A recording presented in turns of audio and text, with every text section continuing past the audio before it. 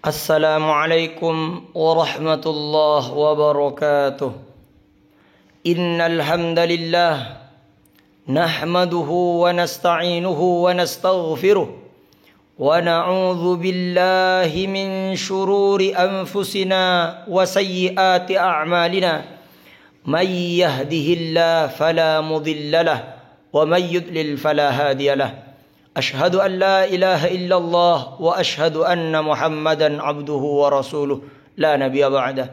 Allahumma salli wa sallim ala sayyidina Muhammadin wa ala alihi wa ashabihi ajma'in, amma ba'du.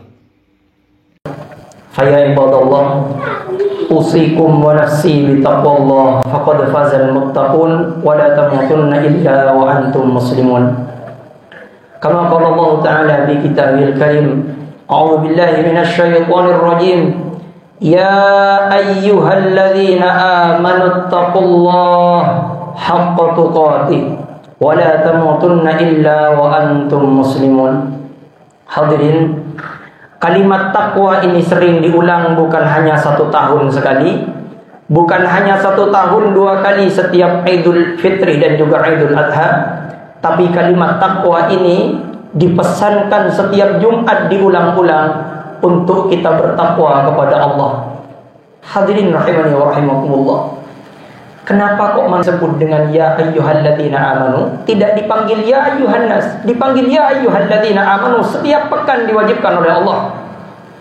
Karena yang bisa merespon perintah Allah itu hanya orang beriman saja.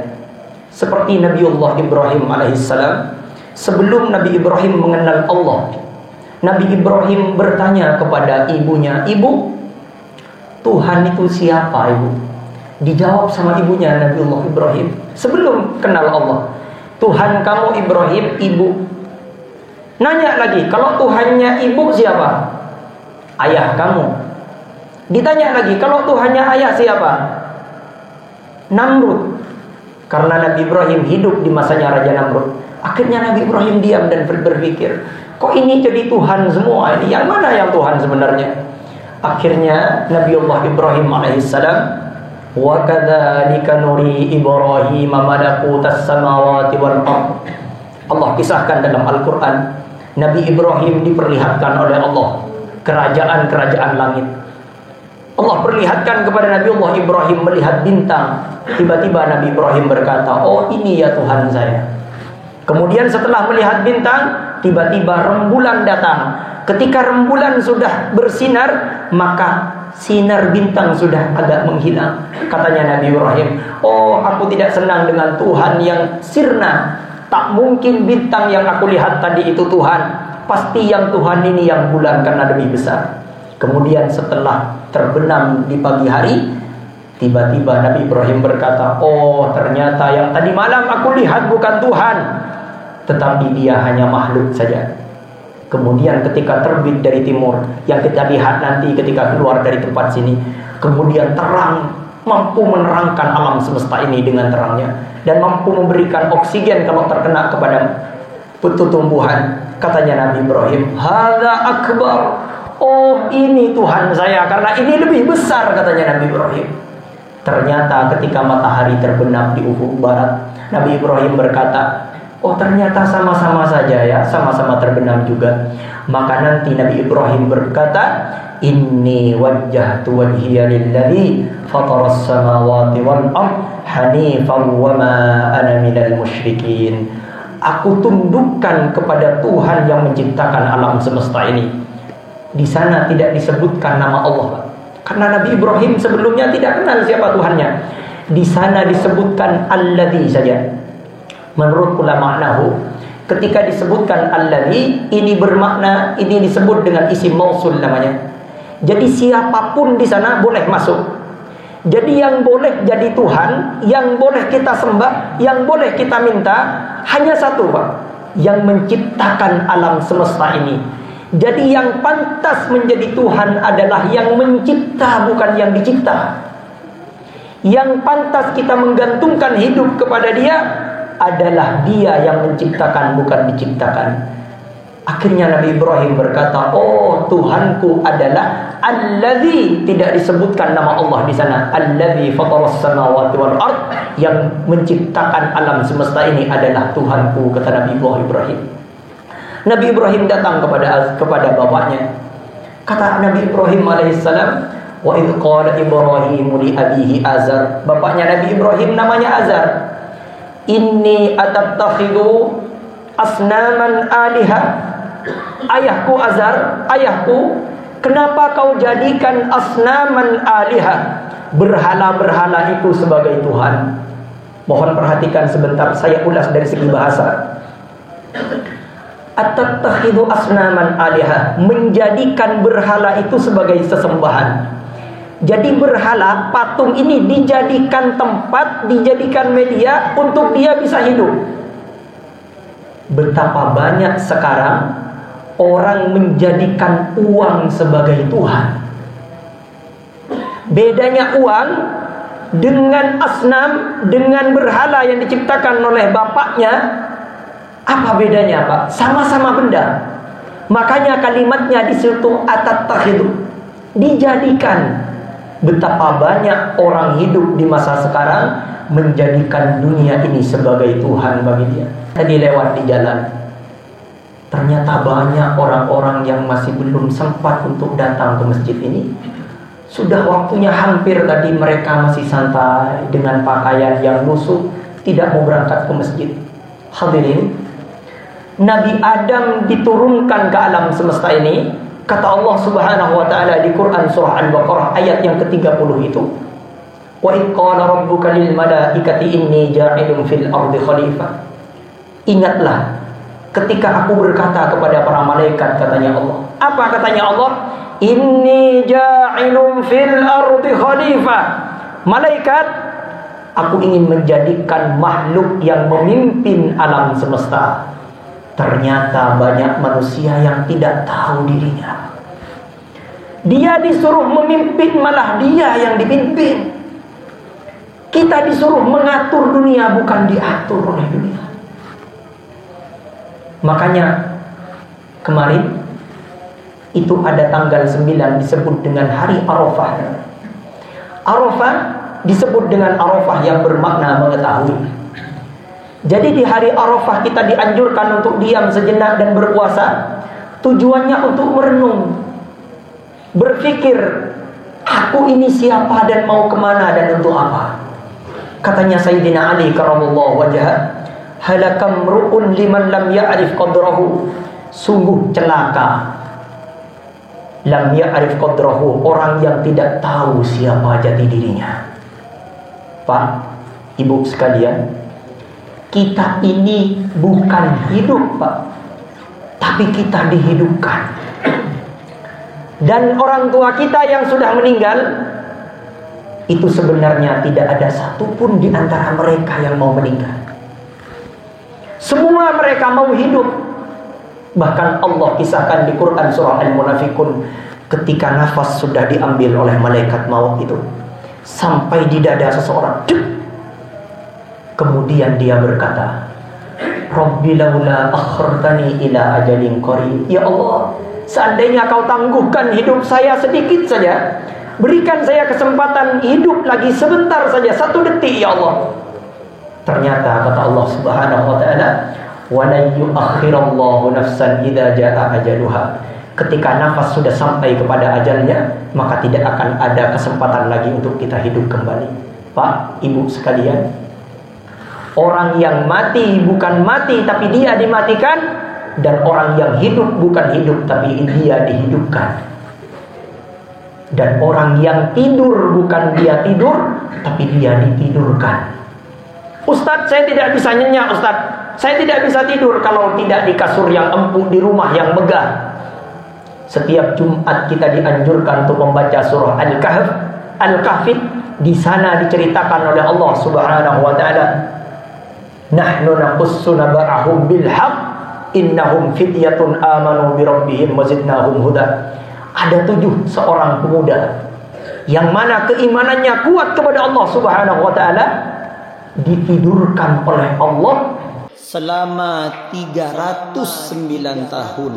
Di mana dia tidurnya? Apakah di istana yang megah? Tidak.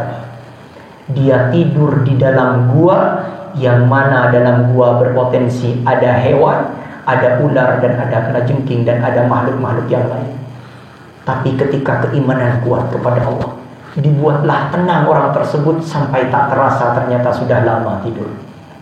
Maksudnya hadirin, untuk mendapatkan kehidupan bahagia di dunia, tidak ada cara lain kecuali iman kepada Allah.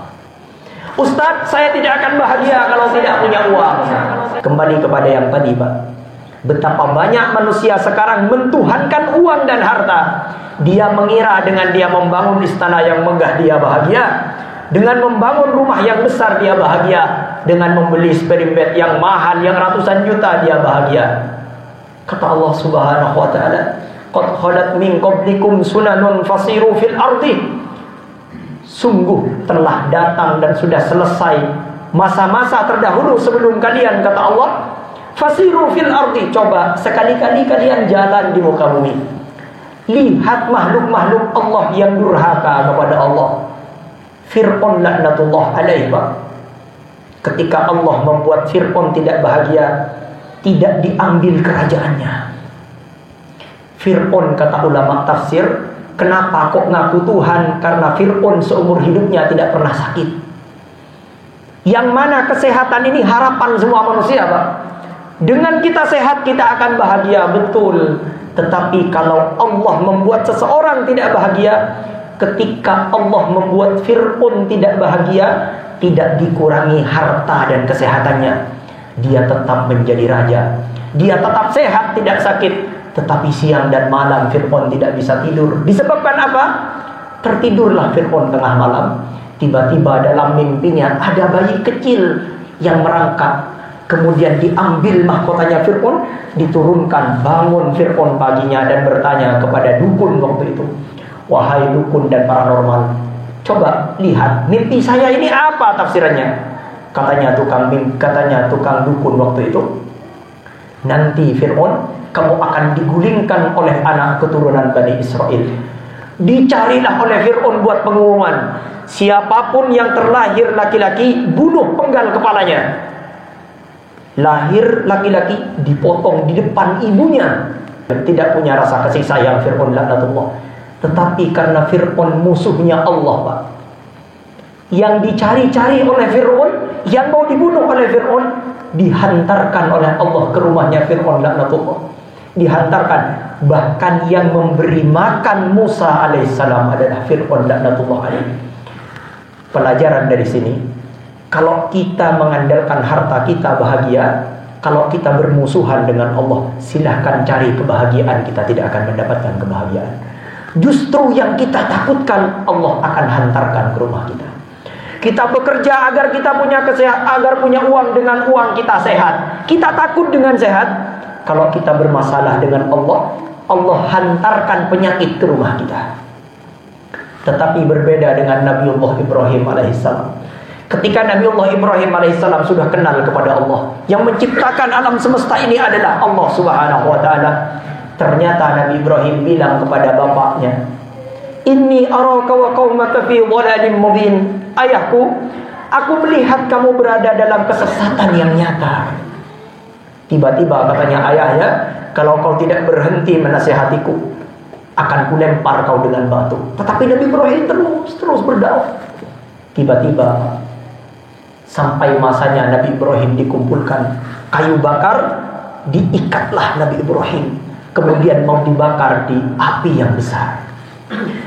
Katanya Raja Namrud, "Ibrahim, kalau kau mau bertobat, kamu mau kembali mengakui aku sebagai Tuhan, mengakui berhala-berhala sebagai Tuhan, aku tidak menjadi membakarmu." Tetapi katanya Nabi Ibrahim, "Aku tetap mentuhankan Allah. Hanifan, aku condong kepada agama yang benar." Ternyata Pak, dibakar, dihidupkan api yang besar itu. Dilemparkanlah Nabi Ibrahim ke dalam. Tapi Nabi Ibrahim tetap yakin, yang menciptakan alam semesta, sekaligus di dalamnya api juga ciptaan Allah, kayu ciptaan Allah. Ternyata ketauhidan Nabi Ibrahim kuat, terbakar, dilempar Nabi Ibrahim ke dalam. Sebelum firman ya naru kuni bardan wa salaman ala Ibrahim itu turun, malaikat Jibril datang kepada Ibrahim alaihissalam. Ya Ibrahim, mau tidak aku padamkan api yang membakar engkau sekarang? Jibril yang menawarkan, Pak. Pemimpin malaikat. Apa katanya Ibrahim alaihissalam? Hei makhluk, aku tidak butuh bantuanmu. Yang dikatakan oleh Nabiullah Ibrahim, hasbunallah wa ni'mal wakil. Cukuplah Allah sebagai pelindungku. Subhanallah. Ketika Allah melindungi hambanya, tidak dimatikan apinya, dibuat dingin apinya. Langsung difirmankan oleh Allah kepada api tersebut, ya nar, wahai api, bardan, dingin. Kata ulama tafsir, seandainya kalimat ini berhenti di dingin saja, maka Nabi Ibrahim akan mati kedinginan dalam api. Ustaz, kok tidak masuk akal Ustaz, ada api dingin? Kita terjebak oleh logika kita, Pak. Memangnya masuk akal api itu panas, Pak? Api dingin memang tidak masuk akal, tetapi api panas juga tidak masuk akal sebenarnya. Api panas itu tidak masuk akal. Kenapa panas? Karena memang Allah yang membuat panas. Semua di alam semesta ini, kalau kita duduk sebentar dan kita berpikir, sebenarnya alam semesta ini semuanya tidak ada masuk akal, Pak.